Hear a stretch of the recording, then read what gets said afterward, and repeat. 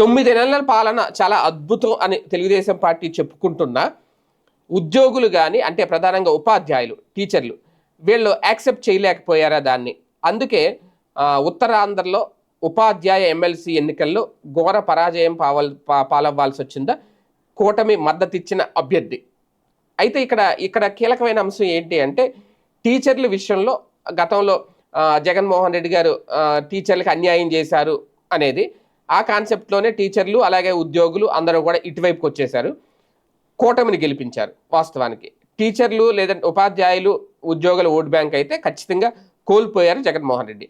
ఆ ఓటు బ్యాంకుని దక్కించుకుంది తెలుగుదేశం పార్టీ, చంద్రబాబు నాయుడు గారు లేదంటే నారా లోకేష్, పవన్ కళ్యాణ్ వీళ్ళ ముగ్గురు కలవడం వల్ల, బీజేపీ కూడా కలవడం వల్ల అది కలిసి వచ్చింది. కానీ అదే నిజమైతే, ఎందుకంటే మేధావులు విద్యావంతులు అప్పట్లో వైసీపీ పాలన వ్యతిరేకించారు, జగన్మోహన్ రెడ్డి సంక్షేమం కోసం విచ్చలవిడిగా ఖర్చు పెట్టేస్తున్నాడు, అభివృద్ధి అనేది కంప్లీట్గా పక్కకి వెళ్ళిపోతుంది, ఇది మేధావులు విద్యావంతులు ఆలోచించారు కాబట్టే, అలాగే మిడిల్ క్లాస్ వాళ్ళు కూడా ఆలోచించారు కాబట్టే టీడీపీని కూటమి ప్రభుత్వాన్ని గెలిపించారు అనేది.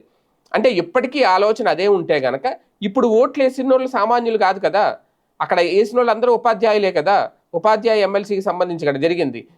వాళ్ళు ఖచ్చితంగా ఏం ఆలోచించాలి, ఉపాధ్యాయులందరూ మళ్ళీ బాబు గారే రావాలని అనుకోవాలి, మళ్ళీ బాబు గారికి ఎవరైతే సపోర్ట్ చేశారో వాళ్ళకే ఓట్లు వేయాలనుకోవాలి. కానీ ఇక్కడ సీన్ రివర్స్ అయింది.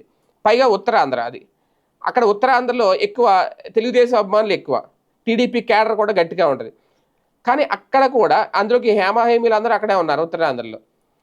అచ్చెన్నాయుడు గారు ఇలాంటి వాళ్ళందరూ కూడా సీనియర్లు అందరూ అక్కడే ఉన్నారు. పైగా రామ్మోహన్ నాయుడు ఆయన కేంద్ర విమానయాన శాఖ మంత్రిగా కూడా ఉన్నారు. ఇప్పుడు ఇలాంటి వాళ్ళు అందరూ ఉండగా కూడా టీచర్ ఎమ్మెల్సీ స్థానానికి సంబంధించి అక్కడ అభ్యర్థిని కోల్పోయింది అంటే కూటమి పార్టీ సపోర్ట్ చేసి కూడా, కూటమి ప్రభుత్వం సపోర్ట్ చేసి కూడా, అధికారులు ఉండి కూడా కోల్పోయింది అంటే ఏంటి పరిస్థితి, ఏం జరిగింది అంటే ఈ 9 నెలల పాలన వాళ్ళకి నచ్చలేదా?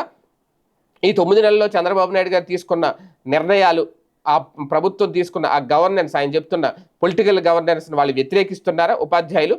ఖచ్చితంగా ఇప్పుడు అవసరం అయితే